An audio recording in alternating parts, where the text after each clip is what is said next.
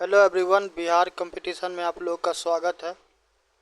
आप लोग जैसा कि देख रहे होंगे कि अभी हम यूट्यूब चैनल खोल के रखे हुए हैं बिहार कंपटीशन का। तो देखो, बहमनी साम्राज्य तक करवा दिए हैं, ठीक है। और आज हम लोग मुग़ल एम्पायर को देखने वाले हैं। तो मुग़ल एम्पायर में एक बहुत ज़्यादा कंट्रोवर्सी चल रहा था, ठीक है। उस पर हम ऑलरेडी वीडियो बनाए थे, तब उस पर हम एक्स्ट्रा अलग से बनाएंगे नहीं। तो इसीलिए हम चाहते हैं कि मुग़ल एम्पायर हम करवाएं, ठीक है। तो आप क्या कीजिएगा, आप इस वीडियो को एक बार देख लीजिएगा, ठीक है। ये वाला जो वीडियो है, राणा सांगा ने, ठीक है, राणा सांगा ने बाबर को भारत बुलाया, ठीक है। यहाँ पे क्वेश्चन मार्क है, इतिहास की सबसे बड़ी साजिश, ठीक है। तो इस वीडियो को आप क्या कीजिएगा, इस वीडियो को आप देख लीजिए, क्योंकि इस चीज़ को लेकर ना बहुत ज़्यादा कंट्रोवर्सी था। कंट्रोवर्सी इसलिए था कि यूपी जो है, तो यूपी में एक सपा पार्टी है, ठीक है। तो उसके ही एक नेता थे, तो उनके द्वारा ये चीज़ कहा गया, और हिंदुस्तान पूरा नेशन वाइड में क्या हुआ था, ये कंट्रोवर्सी बहुत ज़्यादा था, ठीक है। तो इस कारण हम देखो 1 महीना पहले ये वीडियो बनाए हुए थे, तो ये वीडियो क्या करना, देख लेना। तो राणा सांगा के द्वारा क्या बाबर को बुलाया गया था या नहीं गया था, ये सारा का सारा आपका कॉन्सेप्ट क्लियर हो जाएगा, ठीक है। तो एक एंगल ये हो जाएगा बाबर को लेके कि राणा सांगा के द्वारा। दूसरा इब्राहिम लोदी वाला जो एंगल है कि उसका ही रिश्तेदार दौलत खान था, वो बुलवाया था, ठीक है। तो वो आपका क्लियर यहाँ से हो जाएगा, ठीक। चलिए, तो इसी के लिए हम ये दिखा रहे, ये खोल के रखे हुए थे, ठीक। चलिए, तो अब चलते हम लोग अपना वापस मुद्दे पे। थोड़ा ओपन हो जाने दीजिए इसको।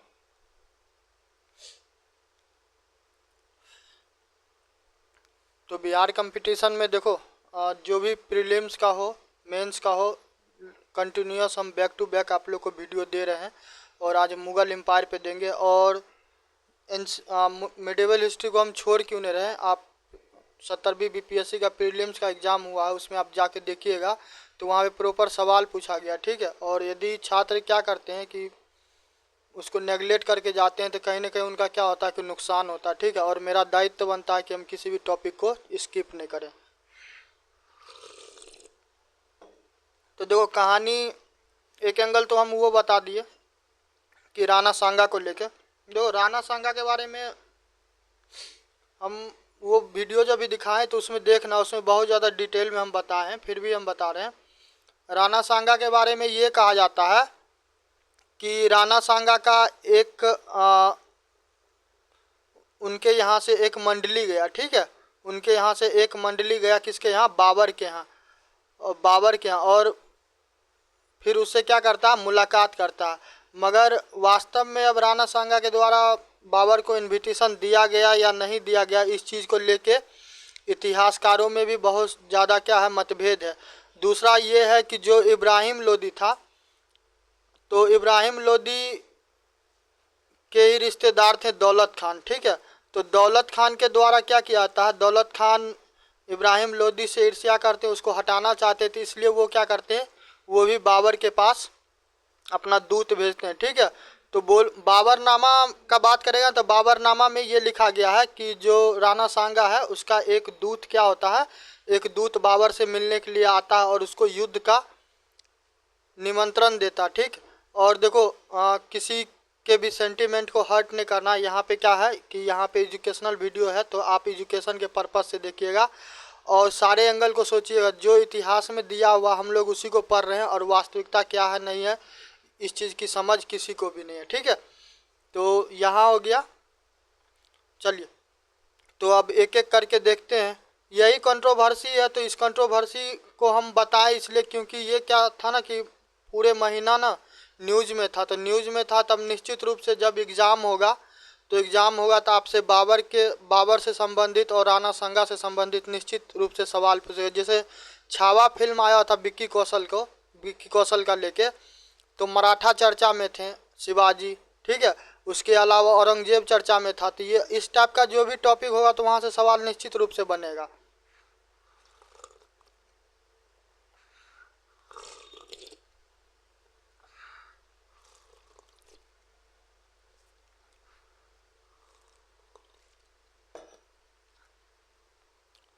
तो तो मुगल साम्राज्य की स्थापना की बात कीजिएगा तो मुगल साम्राज्य का स्थापना किसके द्वारा किया जाता है?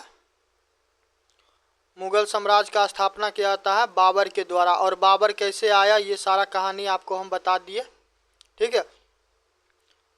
देखो, अब मुगल एम्पायर में इम्पोर्टेंट शासक आता है, जैसे कि हुमायूं आता है, हुमायूं के बाद फिर अकबर आता है, फिर जहांगीर आता है, जहांगीर के बाद शाहजहां, शाहजहां के बाद औरंगजेब। और औरंगजेब क्या होता है? मुगल एम्पायर का अंतिम वो शासक होता है, जहाँ पे क्या होता है 707 में फाइनली मुगल एम्पायर का अंत होता। वैसे तो कहेगा था 1857 का क्रांति जब होता है बहादुर शाह जफर, तो वहाँ तक जाता है, मगर वो क्या हुआ कि वो वास्तविकता वहाँ पे नहीं था, ठीक है। तो 1526 का घटना है। 1526 ईस्वी में क्या होता है आपको? पानीपत जो हरियाणा में है, ठीक है, तो पानीपत का युद्ध होता है। देखो, इब्राहिम लोदी के बारे में ये भी कहा जाता है कि इब्राहिम लोदी क्या चाहता था कि दिल्ली का जो शासक है, तो दिल्ली के शासक को क्या कर दिया जाए, उसको हटा दिया जाए, ठीक है। तो इसलिए बाबर को इनविटेशन देता है, उसको हटा दे, बाबर को जितना लूट मारपीट करना होगा वो करे, और उसके बाद क्या करेगा, वो लूट पाट के चला जाएगा। मगर बाबर के साथ भी चैलेंजेस था। बाबर के साथ चैलेंजेस ये था कि वो जिस क्षेत्र से संबंधित था, अफगानिस्तान वाले क्षेत्र में, तो वहाँ पे कुछ भी वैसा उस प्रकार का संसाधन था नहीं जहाँ पे वो क्या करता, राजपाट करता और वो अपना पूरा शासन प्रशासन को चलाता। तो उसको भी एक मौका का तलाश था।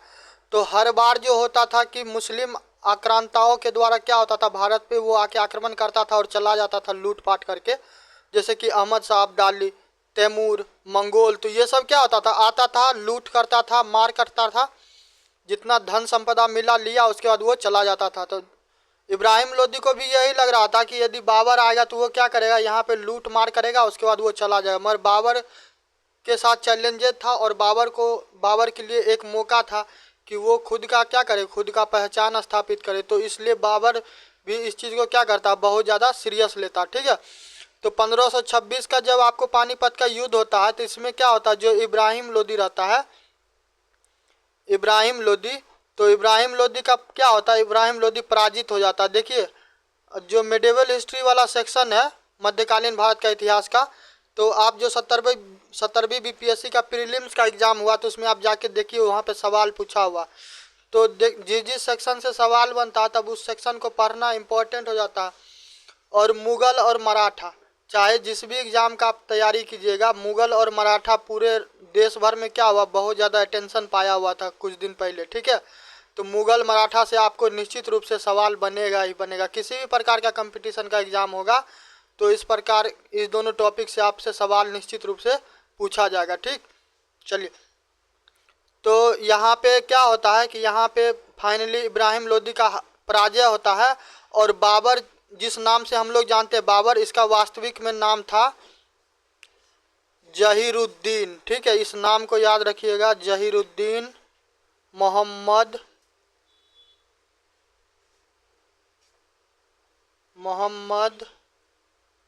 बाबर।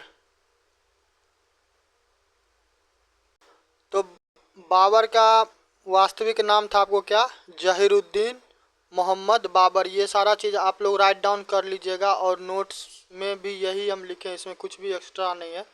तो आप साथ ही साथ क्या कीजिएगा, आप नोट्स बनाते जाइएगा। तो चलिए, अब थोड़ा बाबर का भी कुंडली देख लेते हैं, ठीक है। उसका भी थोड़ा इतिहास देख लेते हैं कि बाबर कौन था, क्या क्या किया, नहीं किया, कहाँ से आया, ठीक है। तो एक एक चीज़ देख लेते हैं बाबर के बारे में। देखो, बाबर का ज़्यादा लंबा समय काल था नहीं, मगर फिर भी देखो, पढ़ना तो उसके बारे में पड़ेगा। बाबर की माता का नाम बोलिएगा, तो बाबर का माता का क्या नाम था, कुतलुग, नाम लिख लीजिएगा, कुतलुग निगार खानम, ठीक है, कुतलुग निगार खानम। और ये कहाँ की थी, ये मंगोल थी, ठीक है, मंगोलिया है ना, ये मंगोल थी, ठीक है। इसके पिता का बात कीजिएगा, तो बाबर का पिता कौन था, तो बाबर का पिता का नाम था उमर शेख मिर्जा। पता है बीपीएससी का जो एग्ज़ाम होता है प्रीलिम्स वाला, उसमें कई बार क्या होता है, इतना ज़्यादा बेसिक बेसिक चीज़ पूछता है ना कि आदमी क्या होता है कि वहाँ पे कंफ्यूज हो जाता था। इसलिए किसी भी टॉपिक को क्या कीजिए, छोड़िए मत, कायदे से क्या कीजिए, करते जाइए साथ में। और भरोसा खुद पे रखिए, मेंटर पे रखिए, बेहतर होगा। ठीक है। तो इसके पिता का क्या नाम था, उमर शेख मिर्ज़ा। ठीक है। और ये क्या था, ये चटगाई चटगाई तुर्क था। ठीक है, चटगाई तुर्क था, या फिर इसको कह सकते हैं मुगलिया या तिमूरी। ठीक है, मुगलिया या फिर तिमूरी। ठीक है। चलिए, बाबर के बारे में ये कहा जाता है, जब इसका निधन हुआ, ठीक है, जब इसका मृत्यु हुआ तो इसको दफनाया गया आगरा के आराम शाह। ठीक है, आगरा के आराम बाग, सॉरी आराम शाह बोल दिया, आराम बाग। ठीक है। बाद में ये बोला जाता है कि उसके पत्नी के द्वारा क्या किया जाता, उसको काबुल ले जाया जाता। ठीक है, फिर काबुल में उसको क्या किया जाता, काबुल में उसको दफना दिया जाता। ठीक है। तो यहाँ तक क्लियर है, कोई प्रॉब्लम नहीं होगा। देखो, मुगल एम्पायर को हम लोग दो सेक्शन में देखने वाले। एक तो ये कि स्थापना, क्योंकि फिर क्या होता, हुमायूं जब आता है ब्रेक डाउन होता है और शेरशाह सूरी का एंट्री होता है, तो वहाँ पे मुगल एम्पायर क्या होता है, उसमें ब्रेक लग जाता है। समझ गए। और देखो, इसके आत्मकथा के बारे में बोले हुए थे, यहाँ तक लिख लिए हो। चलो आगे बढ़ते हैं। इसके आत्मकथा के बारे में लिख लीजिए, यानी कि इसका बायोग्राफी। तो इसका आत्मकथा का क्या नाम था, तुजुक ए बाबरी। ठीक है। तो तुजुक बाबरी में ही ये जो राणा सांगा वर्सेस बाबर का मिलन वाला जो बात है, तो ये चीज़ के बारे में जिक्र किया गया है। ठीक है, ऐसा कहा जाता। अब देखो, अब क्या नाम है, तुजुक बाबरी, तब हम जाके पढ़े नहीं है, अब उसमें क्या लिखा हुआ नहीं लिखा हुआ है। ठीक है। चलो यहाँ तक हो गया। तो देखो थोड़ा सा तुजुक बाबरी इसको क्या कहते हैं, इसी को कहते हैं बाबरनामा। ठीक है, इसी को क्या कहते हैं, बाबरनामा। ये सब चीज़ याद रखिएगा। ठीक है, पूछ लेगा। तुजुक बाबरी से संबंधित कुछ कुछ इम्पोर्टेंट फैक्ट है जो आपको जानना जरूरी है। ये कौन से भाषा में था, इसका भाषा क्या था, इसका भाषा तुर्क था। ठीक है, तुर्क भाषा में ये लिखा गया हुआ था। ठीक है। तब तुम लोग में से किसी को तुर्की वाला भाषा आता होगा तो कोशिश करना एक बार पढ़ने का, तो जानकारी भी मिल जाएगा। ठीक है। अकबर के द्वारा क्या किया गया, अकबर के द्वारा इसको फारसी में ये क्या करवाया, फारसी में अनुवाद करवाया। ठीक है, फारसी में अनुवाद करवाया, किसके द्वारा, अकबर के द्वारा। ठीक है। और करने वाला कौन व्यक्ति था, उस व्यक्ति का नाम था मायदा खान। ठीक है, मैदा नहीं समझ लीजिएगा, वो मायदा खान। ठीक है। उसके बाद फिर क्या होता है कि अंग्रेज के द्वारा, ठीक है लिख लीजिए, अंग्रेज के द्वारा क्या करवाया जाता है, उसका क्या नाम रहता है, लीडेन। ठीक है, नाम रख लीजिएगा, लीडेन। तो लीडेन के द्वारा क्या किया जाता है, लीडेन क्या करता है, इसको अंग्रेजी में इसका अनुवाद करवाता। ठीक है। तो यहाँ तक सही है। अब बाबर का थोड़ा युद्ध देख लेते हैं, फिर बाबर को क्या करेंगे, बाबर को होल्ड ऑन करवा देंगे। ठीक है, यहाँ तक हो गया। चलिए, अब बाबर के द्वारा युद्ध लड़ा गया था, तो पानीपत का युद्ध आपको हम बता ही दिए प्रथम, फिर भी आप राइट डाउन कर लीजिए, लिखिएगा तो कोई प्रॉब्लम नहीं है। युद्ध, ठीक। तो सबसे इम्पोर्टेंट युद्ध था कब, 21 अप्रैल। ठीक है, 21 अप्रैल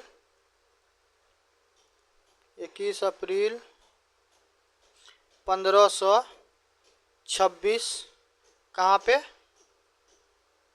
पानीपत में। ठीक है, पानीपत में बाबर वर्सेज इब्राहिम लोदी। तो इसमें क्या होता, बाबर का विजय होता, इब्राहिम लोदी फाइनली क्या होता, पराजित होता। ठीक है। 1519 का बात करो। ठीक है, पुराना डेट में जा रहे हैं, अब कोई परेशान मत होगा। 1519 ईस्वी का बात करो, तो यूसुफ आदिल यूसुफ जई नाम है, ठीक है, यूसुफ जई जनजाति, ठीक है, यूसुफ जई जनजाति से, कहाँ पे, अफगानिस्तान में, ठीक है। तो अफगान लिख देते हैं, अफगान में, ठीक है। तो अफगान में, अफगान जलेबी सुना है ना वो गाना फैंटम में जो है, अफगान जलेबी चलो, तो अफगान में वहाँ पे करता है युद्ध। उसके अलावा फिर तुमको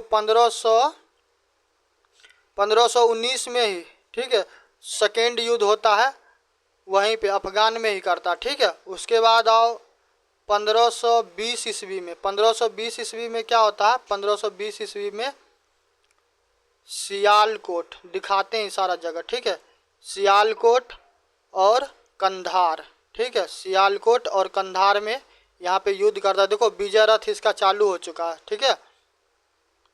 उसके अलावा 1524 ईस्वी, तो 1524 ईस्वी में तुमको इब्राहिम लोदी के विरुद्ध, ठीक है, इब्राहिम लोदी के विरुद्ध, ठीक है, इब्राहिम लोदी के विरुद्ध, किसके लिए, पंजाब के गवर्नर के लिए, पंजाब के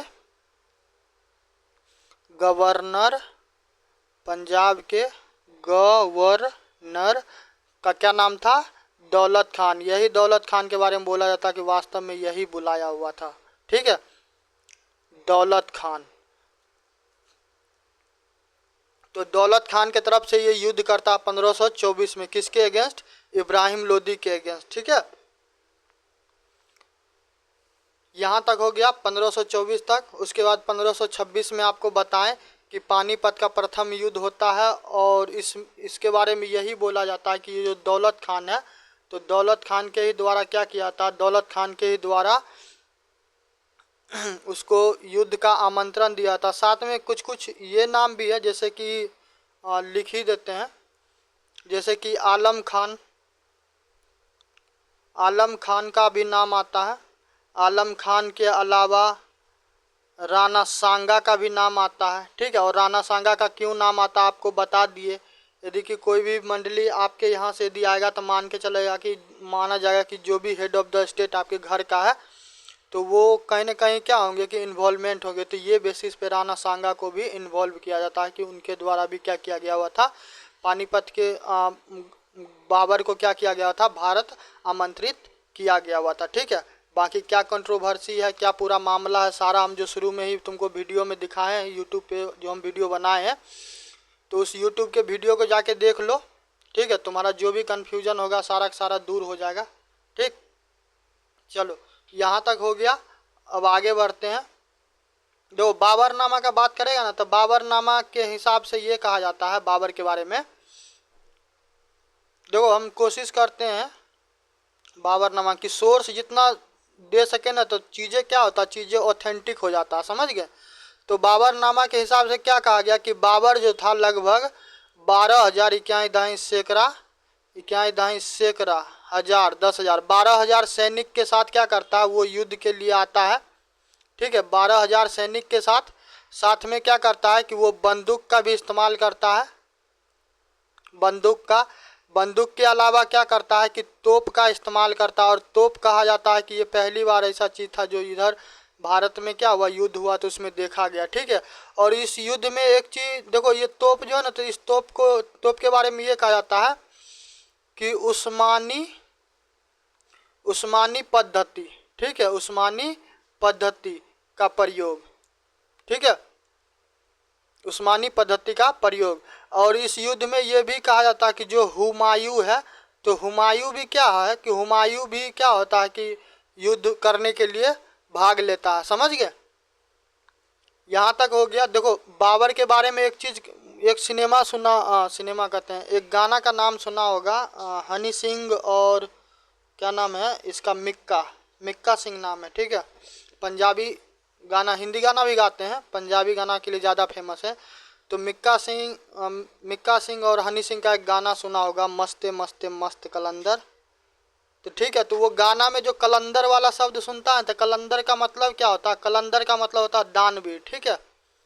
कलंदर का मतलब क्या होता है? दानवीर। जो बहुत सारा दान करे तो उसको क्या कहते हैं? कलंदर कहते हैं। तो ये शब्द याद रखिएगा। जैसे कि महाभारत देखे होंगे तो महाभारत में कर्ण के बारे में बोला जाता था कि कर्ण क्या था? बहुत बड़ा दानवीर था। और संभवतः ये भी माना जाता है कि कर्ण वो अपने दानवीरता के कारण ही क्या होता है कि जो उसके पास जो कवच कुंडल रहता है वो क्या करते हैं? भगवान इंद्र को दान कर देते हैं। यदि वो नहीं किए रहते तो फिर क्या होता कि कर्ण को हराना, कर्ण को क्या नाम है कि कवच कुंडल देने के बावजूद भी कर्ण इतना मतलब वो प्रतिभाशाली था, इतना वो बलवान था, ठीक है, सक्षम था कि वो कर्ण फिर भी नहीं हार सकता था, ठीक है। तो उसको क्या किया जाता? उसको छल से मारा जाता। महाभारत में एक चीज़ और भी बोला जाता है कि कर्ण के पास ऐसा धनुष रहता है जो भगवान परशुराम के द्वारा दिया जाता है कि जो उसके हाथ में वो धनुष यदि सिर्फ उसके हाथ में रहेगा, वो तीर चलाए या नहीं चलाए तो फिर भी क्या होगा कि कोई उसको पराजित नहीं कर सकता था, ठीक है। तो कलंदर का मतलब क्या होता है? कलंदर का मतलब होता है दानवीर, ठीक है, जो दान करने वाला था। तो ये चीज़ याद रखिए। यदि पूछ लेगा कि कलंदर किसको कहा जाता है तो कलंदर याद रखिएगा कि बाबर को बोला जाता है, ठीक है। चलिए, खानवा का युद्ध होता है। खानवा देखो बाबर का ज़्यादा लंबा समय था नहीं तो बाबर के बारे में ज़्यादा टेंशन लेना नहीं है। तो मगर फिर भी जो भी चीज़ अवेलेबल है वो चीज़ हम निश्चित रूप से क्या करेंगे? तुमको बता दे, ठीक है। तो खानवा का युद्ध होता है। तो खानवा का युद्ध तुमको कब होता है? 1527 ईस्वी में, ठीक है। 1527 ईस्वी में 17 मार्च को, 17 मार्च को, ठीक है। और यहाँ पे ही किसके साथ होता है? राणा सांगा, ठीक है। राणा सांगा वर्सेज कौन?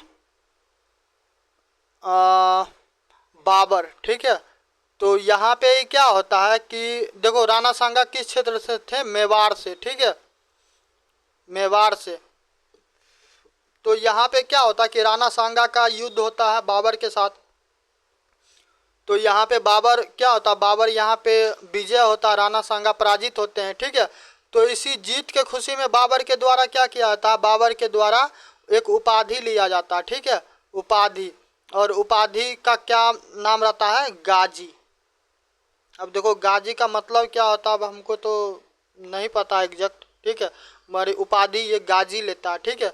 तो यहाँ तक हो गया। तो ये खानवा वाला युद्ध खास करके इस चीज़ को आप निश्चित रूप से किसी कीमत पे नहीं भूलिएगा। और कई बार हम वीडियो बनाते रहते हैं, चाहे करंट अफेयर हो या फिर नॉर्मली स्टैटिक्स वाला, हिस्ट्री, ज्योग्राफी, पॉलिटी, इकोनॉमी, चाहे जिस भी किसी भी चीज़ का हो, ठीक है। कोई टॉपिक हम बोलते हैं कि उसको नहीं भूलिएगा तो मत ही भूलिएगा, क्योंकि कारण है कि वहाँ से सवाल 100% गारंटी रहता है कि आता ही आता है, ठीक है। आपको इंडोनेशिया के राष्ट्रपति के बारे में हमको लगता है कितना बार हम बताए होंगे, जितना बार हम इंडोनेशिया का या फिर उससे संबंधित किसी भी चीज़ का जिक्र आया होगा तो हम इंडोनेशिया के राष्ट्रपति के बारे में बताए हुए थे कि प्रोबोवो सुबियांतो को किसी कीमत पे नहीं भूलना। अभी जो तुमको बिहार दरोगा का जो वो मद्य निषेध वाला हुआ है, मद्य निषेध, शराब का जो भी कोई भी चीज़ होता है तो उससे जुड़ा हुआ केस जो संभालते हैं जो इंस्पेक्टर, ठीक है। तो बिहार दरोगा का जो मद्य निषेध वाला एग्ज़ाम हुआ तो वहाँ पे प्रोबोवो सुबियांतो के बारे में प्रॉपर पूछा है, ठीक है। तो कोई चीज़ बोलते हैं तो उस चीज़ को क्या कीजिएगा? उस चीज़ को निश्चित रूप से क्या कीजिए? निश्चित रूप से उसको याद रखिएगा, ठीक है। तो खानवा का युद्ध किसी कीमत पे भूलिएगा नहीं। और जो बाबरनामा हम बताएं, बाबरनामा को किसके किसके द्वारा अनुवाद करवाया गया, ठीक है, कौन कौन किया, तो ये सारा चीज़, क्योंकि ज़रूरी नहीं है कि जो टॉपिक हेडलाइन पे रहेगा ना तो एग्जैक्ट डिट्टो उस वही लाइन से पूछेगा। उस व्यक्ति से संबंधित कोई भी चीज़ आपसे पूछा जा सकता है, समझ गए। तो ये चीज़ याद रखिएगा। ज़्यादा राणा सांगा के बारे में है भी नहीं, ठीक है।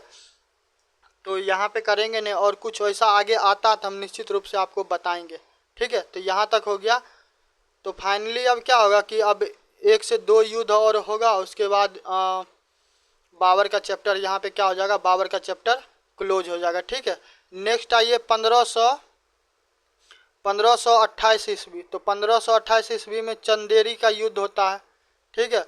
तो चंदेरी का युद्ध आपको 5 से 6 मई के बीच में होता है, समझ गए, 5 से 6 मई के बीच में होता है। और यहाँ पे कौन रहता है शासक? विपक्ष में मेदिनी राय, ठीक है। तो मेदिनी राय वर्सेज बाबर होता, तो यहाँ पे भी क्या होता, बाबर विजय विजय हो जाता है। उसके अलावा फिर आपको 1529 ईस्वी में होता है घाघरा का युद्ध, ठीक है। घाघरा का युद्ध होता है 5 अप्रैल, 5 अप्रैल, ठीक है, 5 अप्रैल। और इसमें अपोनेंट में कौन रहता है, अफगान, ठीक है, अफगान जिलेबी। तो अफगान वर्सेज क्या होता है, बाबर। और बाबर के साथ तो ये युद्ध और भी क्या होता है, भीषण हो जाता है, क्योंकि बाबर उसी क्षेत्र से निकल के आया था अफगान वाले क्षेत्र में, और उधर ही क्या हो रहा था कि उधर से ही खुद को राजा बनाते हुए धीरे धीरे वो क्या हो रहा था कि आगे की ओर बढ़ रहा था, ठीक है। तो 1529 में घाघरा का युद्ध होता है, और फाइनली क्या होता है कि बाबर का सफरनामा आपको यहीं पे समाप्त हो जाता है, समझ गए। सैनिक के बारे में बताएं कि तुगलकिया युद्ध प्रणाली, तुगलकिया युद्ध प्रणाली क्या है, वही तोप का क्या किया गया, तोप का इस्तेमाल किया। पहली बार वो तोप वगैरह क्या हुआ कि युद्ध में आया भारत के भूमि पे, उस प्रकार का बारूद वगैरह, ठीक है। तो तोप का कॉन्सेप्ट भारत में बाबर के द्वारा लाया गया। तो बाबर का आपको सफ़र यहीं पे समाप्त होता है। अब बाबर के बाद अब आते हैं हुमायूं पे, ठीक है। तो देखो मुग़ल एम्पायर का हम स्पेशल अलग से वीडियो बना के देंगे, क्योंकि कारण है कि जैसे अभी हम पढ़ा रहे हैं बाबर पढ़ाएं, अब जैसे ही हम हुमायूं को स्टार्ट करेंगे कि हुमायूं स्टॉप हो जाएगा। हुमायूं स्टॉप इसलिए हो जाएगा कि शेर शाह सूरी क्या करता है, शेर शाह सूरी के द्वारा इसको पराजित कर दिया जाता है हुमायूं को। तो वहीं पे मुग़ल एम्पायर क्या होता है, ठहर सा जाता है। फिर बीच में गैप बनता है, उसके बाद फिर क्या होता है, हुमायूं फिर कम बैक करता है। तब तक आपको क्या होता है कि सूर्यवंश का धीरे धीरे क्या होने लगता है, वो समाप्ति होने लगता है, ठीक है। थोड़ा एक मिनट ठहर जाइए। तो यहाँ तक हो गया। अब आते हैं हुमायूं पे, ठीक है। तो हुमायूं का बोले कि वो 4 से 5 वर्षों में क्या होता है, ठहर सा जाता है, फिर सूर्यवंश आ जाता है। तो थोड़ा सा हुमायूं के बारे में जान लेते हैं, ठीक है। चलिए राइट डाउन कीजिए हुमायूं। तो हुमायूं कौन था, तो हुमायूं आपको जो बाबर था, ठीक है। हुमायूं का जन्म देखिए कब हुआ था, तो हुमायूं का जन्म लिख लीजिए। हुमायूं का जन्म होता है आपको काबुल में। काबुल, काबुल कहाँ है, काबुल आपको अफगानिस्तान में, ठीक है। काबुल कितना तारीख को, 6 मार्च, ठीक है। 6 मार्च 1508 ईस्वी, ठीक है। इसके अलावा हुमायूं का नाम क्या था, तो हुमायूं का नाम था नसीरुद्दीन, नसीरुद्दीन मोहम्मद, ठीक है, नसरुद्दीन मोहम्मद। इसके माता के बात कीजिए तो इसकी माता का क्या नाम था, इसकी माता का नाम था माहम, माहम बेगमा, ठीक है, माहम बेगमा। ये सारा चीज़ याद रखिएगा, ठीक है। इसका राज्याभिषेक कब होता है, राज्याभिषेक, तो इसका राज्याभिषेक होता है 13 दिसंबर, 13 दिसंबर 1530 ईस्वी को। कहाँ पे, यहाँ पे लिखा क्यों नहीं रहा, आगरा, ठीक है, आगरा में, ठीक है। तो यहाँ तक लिख लीजिए। देखो हुमायूं के साथ एक प्रॉब्लम ये हो जाता है कि जब उसका फादर का निधन होता है, ठीक है, बाबर का, तो उन लोगों में तो ये नहीं था कि क्षेत्रों का क्या किया जाए, क्षेत्रों का बंटवारा किया जाए, ठीक है। मगर बाबर के द्वारा हुमायूं के द्वारा क्या किया था, वो अपने क्षेत्र का बंटवारा करता, क्योंकि उसके अलावा भी 2-3 भाई था जो भी क्या कर रहा था, जो भी सत्ता के लिए वो दावा ठोक रहा था। जैसे कि कामरान था, अस्करी था, हिंदाल था, ठीक है।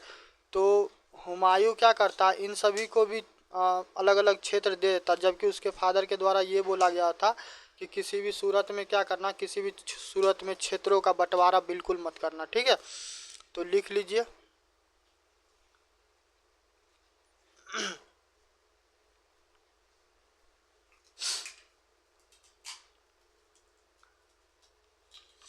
बाबर हुमायूं का भाई, ठीक है, हुमायूं का भाई, उसका क्या नाम था, एक एक का नाम हम लिख देते हैं।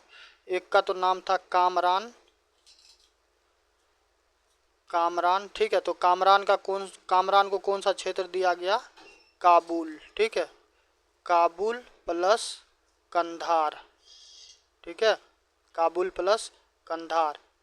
दूसरा भाई का नाम था अस्करी, अस्करी।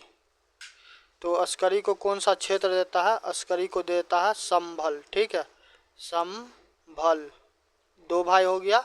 और तीसरा का क्या नाम था, तीसरा का नाम था हिंदाल, हिंदाल, ठीक है। तो हिंदाल को कौन सा क्षेत्र देता है, हिंदाल को अलवर वाला क्षेत्र दे देता है, ठीक है।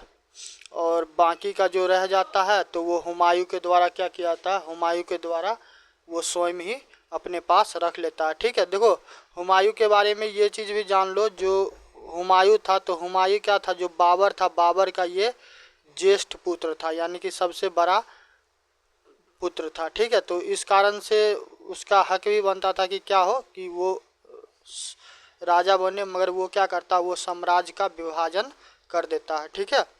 यहाँ तक हो गया। अब चलिए इसके द्वारा, हुमायूं के द्वारा कुछ युद्ध लड़ा जाता है। जैसे ही युद्ध ये स्टार्ट करेगा फिर क्या होगा, इसका बीच में ब्रेक लग जाएगा, ठीक है। तो हुमायूं के द्वारा लड़ा गया युद्ध लिखिए, युद्ध किसके द्वारा, हुमायूं के द्वारा। तो प्रथम में कब करता है, कालिंजर, ठीक है, कालिंजर। कालिंजर पे क्या करता है, कालिंजर पे ये आक्रमण करता है कब, 1531 ईस्वी में, ठीक है। और यहाँ का शासक कौन था, यहाँ का शासक था प्रताप रुद्र देव, ठीक है, प्रताप रुद्र देव। तो प्रताप रुद्र देव क्या होते हैं कि यहाँ पे युद्ध करते हैं किससे, हुमायूं से, ठीक है, हुमायूं से। मगर हुमायूं क्या होता है, हुमायूं यहाँ पे असफल हो जाता है, ठीक है, क्या हो जाता है, असफल हो जाता है। एक हो गया। दूसरा लिखो, दूसरा दोदरिया, ठीक है, दोदरिया, जैसा नाम बता रहे वैसा याद रखिए, दोदरिया 1532 ईस्वी में, ठीक है। कहाँ पे, गोमती नदी के तट पे, गोमती नदी के तट पे। किससे करता है, अफगान से, ठीक है, अफगान से। तो यहाँ पे क्या होता है, यहाँ पे तुमको अफगान के तरफ से कौन नेतृत्व करता रहता है, अफगान के तरफ से तुमको रहता है महमूद लोडी, ठीक है, महमूद लोडी। तो यहाँ पे क्या होता है, यहाँ पे हुमायूं यहाँ पे विजय हो जाता है, ठीक है। तो दो युद्ध हो गया हुमायूं के द्वारा, ठीक है। तीसरा पे चलिए। साथ में आप लोग क्या कीजिए, साथ में आप लोग चैनल को लाइक और सब्सक्राइब करते जाइए। जो भी छात्र पीडीएफ के लिए परेशान होते हैं तो पीडीएफ के लिए परेशान क्या होगा कि मोबाइल में एक टाइम आएगा कितना ज़्यादा पीपीटी या पीडीएफ हो जाएगा कि आपका मेमोरी फुल हो जाएगा, समझ गए। तो उस चक्कर से बचिए। जो बताते हैं पढ़ाते हैं उसको साथ साथ क्या कीजिएगा, आप राइट डाउन भी करते जाइएगा, लिखिएगा। तो दो गो फायदा होगा, एगो तो आपको लिखने का प्रैक्टिस होगा और दूसरा क्या होगा कि दूसरा आपको याद भी होगा, ठीक है। तो लिखने का कोशिश कीजिए। देखिए जब हम लोग भी क्लास करते थे तो टीचर क्या होता, टीचर एक तरफ से इधर बोलता रहता था, हम लोग पेन पेपर लेकर बैठे रहते थे, यहाँ पे राइट डाउन करते रहते थे। तो इसी बहाने क्या होगा कि आपको लिखने का भी प्रैक्टिस होगा, ठीक है। तो लिखने का कोशिश कीजिए। और देखिए आपको तो हम बार बार बोल ही रहे हैं कि कोई भी चीज़ को हम छोड़ते नहीं हैं, ठीक है। पीडीएफ में देंगे तो फिर जैसे हम पढ़ा रहे हैं वैसे ही देखो, वैसे ही करके हम नोट्स भी बनाए। तब इसमें क्या होगा कि इसमें तुमको कुछ समझ में आने वाला नहीं। तो इससे अच्छा है कि हम पढ़ा रहे हैं तो इस चीज़ को क्या करो, सुनो अच्छे से वीडियो को, और उसके बाद क्या करना कि लिख लेना, ठीक है। ताकि क्या होगा कि पूरा कहानी तुमको समझ में आ जाएगा। नहीं तो जिस हिसाब से हम बनाए हैं तब इसमें क्या होगा कि आधा ज़्यादा चीज़ तुमको समझ में ही नहीं आएगा पीडीएफ में कि क्या दो दो लाइन करके हम लिखे हुए। तो दो लाइन में क्या होगा तुमको तो नहीं समझ में आएगा। इसीलिए हम क्या कर रहे हैं कि पढ़ा रहे हैं तो उसको क्या करो, साथ में राइट डाउन करते जाओ और सुनते जाओ कि किस टॉपिक पे हम क्या बोल रहे हैं, ठीक है। तो दो दरिया तक हो गया। दो दरिया के बाद आइए चुनार, ठीक है। दो दरिया के बाद चुनार किसके द्वारा, हुमायूं के द्वारा लड़ा जा रहा है, ठीक है। दो दरिया के बाद चुनार। तो चुनार में कब युद्ध किया जाता है, चुनार में आपको 1532 ईस्वी में किया जाता है, ठीक है। तो 1532 ईस्वी में किया जाता है। और यहाँ पे क्या होता है कि जो बनारस है, बनारस, ठीक है। तो वहाँ पे ये वाले क्षेत्र को कब्जा क्यों करना चाहता है, इस वाले क्षेत्र को कब्जा इसलिए करना चाहता है ताकि क्या हो कि जो पूर्वी भारत है, ठीक है, जो पूर्वी भारत है, तो पूर्वी भारत का क्या हो कि द्वार खुल जाए, ठीक है, पूर्वी भारत का क्या हो, द्वार खुल जाए, ताकि वो क्या कर सके, कि बाकी का जो पूर्वी भारत है उधर भी वो प्रवेश कर सके, उधर भी खुद को क्या करे, उसका क्षेत्र का विस्तार करवा सके, ठीक है। तो चुनार का युद्ध इसलिए इम्पोर्टेंट था। उसके बाद होता है आपको बहादुर शाह से, बहादुर शाह से, ठीक है। तो बहादुर शाह से कब होता है, 1535 में, 1535 से 1536 ईस्वी में। इसके बारे में कुछ खास जानकारी हमको तो नहीं मिला, बाकी आप लोग को कुछ मिले तो देख लीजिएगा, ऐड कर लीजिएगा, ठीक है। नेक्स्ट आते हैं, बस यहीं पे अब क्या होगा कि यहाँ पे अब ब्रेक लगेगा, मारेगा डिस ब्रेक, ठीक है।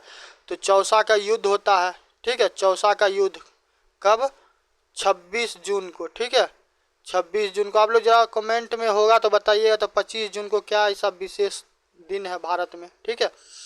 तो 26 जून 1539 को, ठीक है, कि हुमायूं के द्वारा हुमायूं किससे युद्ध करता है, हुमायूं शेर खान से, ठीक है, किससे, शेर खान, नाम भी खतरनाक है, शेर खान, ठीक है। तो शेर खान से युद्ध, अब शेर से लड़िएगा तो क्या होगा, शेर से लड़िएगा तो वहाँ पे तो नुकसान नहीं होगा, ठीक है। ये युद्ध कहाँ होता है, ये युद्ध होता है आपको कर्मनाशा नदी के तट पे, ठीक है। तो कर्मनाशा नदी के तट पे होता है। तो यहाँ पे हुमायूं क्या होता है, यहाँ पे हुमायूं पराजित होता है किससे, शेर खान से, ठीक है। तो यहाँ पे जब पराजित होता है हुमायूं शेर खान से, तो शेर खान जो है तो यहीं पे एक उपाधि लेता है, ठीक है, क्या लेता है, उपाधि लेता है। और उस उपाधि का क्या नाम रहता है, उस उपाधि का नाम रहता है शेर शाह, ठीक है, उपाधि का क्या नाम रहता है, शेर शाह, आप लिख लीजिए, शेर शाह, शेर शाह। तो अब यहीं से क्या होगा कि शेर शाह का कहानी चालू हो जाएगा, ठीक है। तो अब यहाँ पे देखिए, यहाँ पे ब्रेक लग गया। तो देखो यहाँ पे चौसा का जो युद्ध होता है, तो चौसा के युद्ध में ये कहा जाता है कि हुमायूं का बहुत ज़्यादा स्थिति क्या कर दिया था, बुरा हो गया हुआ था, ठीक है। उसका अपना आदमी सब भी क्या हुआ, छोड़ छाड़ के भाग गया, जो सैनिक वैनिक था वो भी अपना जान प्राण बचाने के लिए तितर बितर हो गया। तो ये भी अपना भागने लगा, भागते भागते तुमको गंगा नदी के क्या होता है कि आसपास पहुंचता है। तो वहाँ पे एक निजाम रहता, ठीक है, ये भी राइट डाउन कर लीजिए, कई बार पूछ लेता है, बीपीएससी का कोई ठिकाना नहीं रहता है, उसके मूड पे डिपेंड करता है, ठीक है। तो निजाम चिश्ती के द्वारा क्या किया जाता है, निजाम चिश्ती रहता है, ठीक है। तो उसके सहायता से क्या करता है, वो गंगा नदी पार करता है, ठीक है, गंगा नदी पार करता है और जैसे तैसे क्या करता है, अपने जीवन को बचाता है, ठीक। तो फिर यहाँ पे ये ठहरता नहीं है, उसके बाद ये क्या करता है, यहाँ से ये, इसके बाद यहाँ से भाग जाता है। और भागने के बाद फिर क्या होता है कि जो बिलग्राम है, ठीक है, बिलग्राम में ये युद्ध करता है, ठीक है, क्या करता है, बिलग्राम में युद्ध करता है। और किस बिलग्राम युद्ध क्यों होता है, बिलग्राम युद्ध होता है आपको कन्नौज को लेके, ठीक है, कन्नौज के बारे में भी बताएंगे। तो कन्नौज के लेके होता है कब, 17 मई 1540 ईस्वी को, समझ गए। तो यहाँ पे क्या होता है कि बिलग्राम का जब जो युद्ध होता है, तो बिलग्राम का युद्ध होता है, तो इसमें जो शेर शाह सूरी रहते हैं, ठीक है, शेर शाह सूरी, तो इसको दिल्ली, ठीक है, दिल्ली के अलावा आगरा, और आगरा का क्या होता है, दिल्ली और आगरा पे अधिकार हो जाता है किसका, शेर शाह सूरी को। अब हुमायूं क्या होता है कि हुमायूं यहाँ पे पराजित हो जाता है, ठीक है। हुमायूं जो चौसा का युद्ध लड़ा, तो उसके बाद दोबारा फिर एक बार ट्राई किया, ठीक है, कि एक बार फिर ट्राई करके देखते हैं, मगर हुमायूं को इस बार क्या हुआ, इस बार स्थिति और भी बुरा हो गया। तो इस बार हुमायूं जान बचाकर जैसे तैसे क्या हुआ कि भागते भागते भागते भागते कहाँ भाग गया, इस बार ये भाग के चला गया सिंध, समझ गए, सिंध भाग गया। फिर सिंध से भाग कर ये क्या करता है, सिंध से भाग कर ये जैसे तैसे सहायता के लिए इधर उधर भटकना चालू कर देता है, समझ गए। और देखो जब जो ये हुमायूं सिंध जाता है तो वहाँ पे इसका एक मित्र होता है, ठीक है। वहाँ पे उसका क्या होता है, एक मित्र होता है। तो निर्वासन का जो समय काल था किसका, हुमायूं का, निर्वासन का जो समय काल था हुमायूं का, तो इसी टाइम में क्या होता है कि ये अमरकोट में क्या हुआ कि अमरकोट का जो राजा था, अमरकोट का राजा जो था, राजा विरसाल, ठीक है। तो राजा विरसाल के यहाँ क्या होता है कि ये ठहरता, अपने वाइफ को, अपने बच्चा को वहीं पे छोड़ देता है। तो अब अमरकोट का राजा भी क्या होता है कि अमरकोट का राजा वहाँ पे तुमको जो अकबर होता है, ठीक है। तो अकबर वहीं पे वो क्या करता है, जन्म लेता है, ठीक है।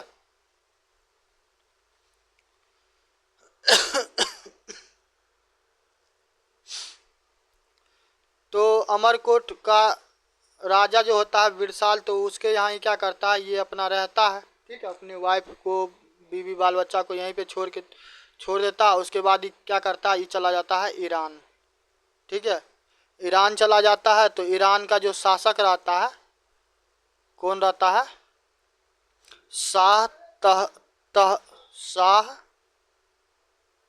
तह मरस्य, शाह तहमरस्य, ठीक है।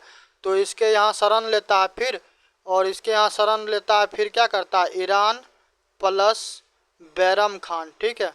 ईरान प्लस बैरम खान की मदद से क्या करता है कि ये वापस आता है फिर पुनः 1555 ईस्वी में, ठीक है। 1555 ईस्वी में ये क्या करता है, रिटर्न होता है, और फाइनली क्या करता है, अपने सिंहासन को वापस पा लेता है, ठीक है। ठीक है, चलिए देखिए हुमायूं के द्वारा क्या किया गया कि 1545 ईस्वी में हुमायूं के द्वारा क्या किया जाता है कि जो कंधार है, ठीक है, कंधार और कंधार के अलावा काबुल, ठीक है। तो कंधार और काबुल को क्या करता है, ये अपने अधीन कर लेता है। उसके अलावा 15 सितंबर 1554 ईस्वी को ये क्या करता है, पेशावर में क्या करता है कि ये अपना वर्चस्व स्थापित कर देता है। इसके अलावा मच्छीवाड़ा, ठीक है। तो मच्छीवाड़ा कहाँ है, ये मच्छीवाड़ा लुधियाना से कुछ दूरी पे है, ठीक है। तो मच्छीवाड़ा में तुमको 1555 ईस्वी में, ठीक है, लुधियाना से कुछ दूरी पे है, लुधियाना से क्या है, कुछ दूरी पे है। ये सतलज नदी के तट पे है, सतलज नदी के तट पे है, ठीक है। तो वहाँ पे क्या करता है, वहाँ पे तुमको ये युद्ध करता है अफगान से, ठीक है। अफगान सरदार का नाम रहता है नसीब खान या तातर खान, ठीक है, नसीब खान और तातर खान। तो इसे युद्ध करता है, और फाइनली क्या होता है, इस क्षेत्र को हुमायूं जीत लेता है, ठीक है। यहाँ तक हो गया। इसके अलावा आप ये भी याद रखिएगा कि सरहिंद का आपको युद्ध होता है, सरहिंद का युद्ध होता है 21 जून 1555 ईस्वी को अफगान के साथ। तो यहाँ पे आपको सिकंदर सूर से युद्ध होता है, क्योंकि सूर्य वंश अभी पढ़ाए नहीं, सूर्य वंश अभी हम करवाएंगे, ठीक है। तो देखो ये लास्ट फेज वाला बता रहे हैं कि शेरशाह सूरी का वाला जो सूर्यवंश का जो होगा वो अंत वाला टाइम चल रहा है, वो बता रहे हैं, ठीक है। क्योंकि अभी सूर्यवंश पढ़ाए नहीं, तो सूर्यवंश अभी हम आपको करवाएंगे। तो क्या होता है कि 21 जून 1555 को सिकंदर सूर से युद्ध होता है, और यहाँ पे बैरम खान रहता है किसके तरफ से, हुमायूं के तरफ से, ठीक है। तो बैरम खान रहता है, और यहाँ पे क्या होता है कि सिकंदर सूर फाइनली पराजित हो जाता है, और फिर क्या होता है कि हुमायूं का रिटर्न हो जाता है, ठीक है। तो देखिए हुमायूं पे ब्रेक लग गया हुआ था आपको, हुमायूं पे ब्रेक आपको लगा हुआ था। तो उसके बाद फिर क्या होगा कि जब उसका समय काल ठहरा, तो अब नया शासक का एंट्री होगा तो वो कौन होगा, शेरशाह सूरी। ठीक है, तो अब शेरशाह सूरी के बारे में देख लीजिए। तो शेरशाह सूरी के द्वारा ही क्या किया जाता है, आपको सूर वंश का स्थापना किया जाता है। ठीक है, तो सीधा हम सूरवंश ही लिख देते हैं। तो सूरवंश को बहुत डिटेल में करने वाले हैं, सूरवंश। ठीक है, तो संस्थापक का नाम क्या कहिएगा, संस्थापक का नाम है शेरशाह सूरी। ठीक है, शेरशाह सूरी, शेरशाह सूरी। देखो अभी कुछ देर पहले हम बता रहे थे ना, क्या नाम है इसका, बिहार दरोगा का जो मद्य निषेध वाला पेपर हुआ है, तो उसमें ना क्या नाम है, डायरेक्ट शेरशाह सूरी के बारे में तो नहीं पूछा है, मगर बिहार सरकार के द्वारा क्या किया गया, एक ग्रांड ट्रंक रोड इनिशिएटिव करके कोई चीज़ लॉन्च किया गया हुआ था। तो ठीक है, तो उसके बारे में आप लोग को करेंट अफेयर में पूछा हुआ था, क्या नाम है इसके, बिहार मद्य निषेध दरोगा वाला जो पेपर है। ठीक है, जो 18 मई को हुआ। तो इसीलिए बोलते हैं कि खास करके क्या हो कि चाहे हिस्ट्री का टॉपिक हो या करेंट अफेयर का हो, आप जिस भी राज्य का किसी भी स्तर का एग्ज़ाम दे रहे हैं, तो उससे संबंधित किसी भी टॉपिक क्या होता है कि किसी भी कारण से यदि चर्चा में रहता है तो उसको आप क्या कीजिए, उसको छोड़िए बिल्कुल नहीं, क्योंकि वहाँ से सवाल आने का क्या रहता है, वहाँ पे सवाल आने का चांस ज़्यादा हो जाता है। ठीक है, शारदा सिन्हा जी के बारे में हम कितना बार बोले होंगे, उसके अलावा सुशील कुमार मोदी जी के बारे में। ठीक है, वो चर्चा में थे, एक तो निधन के वजह से, और दूसरा उनको क्या हुआ कि उनको राष्ट्रीय सम्मान मिला हुआ था। अब पद्म श्री, पद्म विभूषण, ठीक है, ये सब क्या होता है कि बहुत ज़्यादा ही हाईली अवार्ड है, भारत रत्न के बाद ये सारे अवार्डों का नाम आता, समझ गए। तो वो व्यक्ति ऑलरेडी क्या होता चर्चा में हो जाते, जैसे कि ध्यानचंद्र पुरस्कार को लेके हम कई बार क्या नाम है, हरियाणा वाली क्षेत्र से मनु भाकर है, जो पिस्टल होता है ना, तो वो वाला गन ही चलाती है। तो उसमें उसको क्या नाम है, पेरिस ओलंपिक में उसको मेडल मिला हुआ था। ठीक है, तो वो चर्चा में थी। हरमनप्रीत कौर चर्चा में था। तो इस प्रकार का जो भी चीज़ रहेगा तो इसको क्या कीजिए, किसी भी कीमत पे मिस मत कीजिए, क्योंकि वहाँ से सवाल पूछता रहता है। ठीक है, चलिए अब शेरशाह सूरी के बारे में देख लीजिए।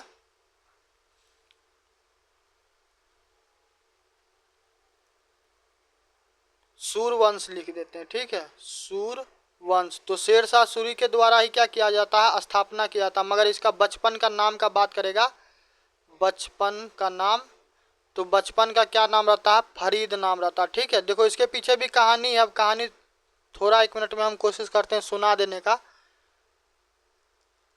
इसके द्वारा क्या किया जाता है, फरीद के द्वारा ये एक शेर को मार देता है। ठीक है, तो शेर को मार देता है तो वहाँ का जो शासक होता है वो बहुत ज़्यादा खुश हो जाता है, और इसीलिए क्या करता है, इसका नाम शेर खां रख देता है। ठीक है, तो इसीलिए इसका नाम शेर खां पड़ गया।